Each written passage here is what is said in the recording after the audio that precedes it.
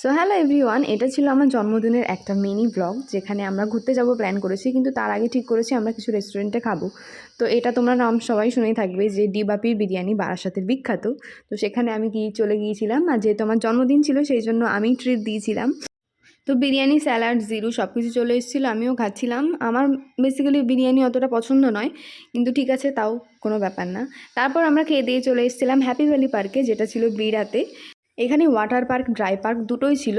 Water পার্কে যেমন বিভিন্ন রাইড ছিল, ড্রাই পার্কেও ছিল অনেক রাইড।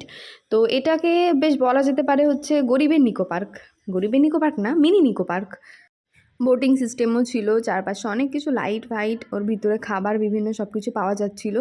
তারপর ষাঁড়ের পিঠে ওঠাও ছিল।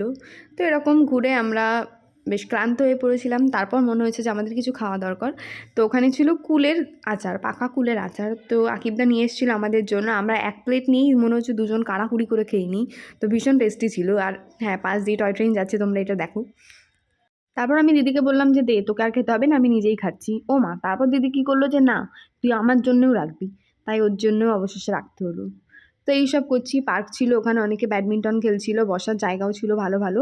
মোটামুটি ওকে ওকে মতো লেগেছে আমার। ভীষণ সুন্দর, আবার ভীষণ খারাপও নয়। তো আমার ছিল আবার নাইট ডিউটি, সেই জন্য আমার সব কিছু ঘুরে তাড়াতাড়ি কমপ্লিট করে চলে আসতে হতো। তো আজকের মতন টাটা, বাই বাই। আবার দেখা হচ্ছে অন্য কোনো ভিডিওতে। বাই।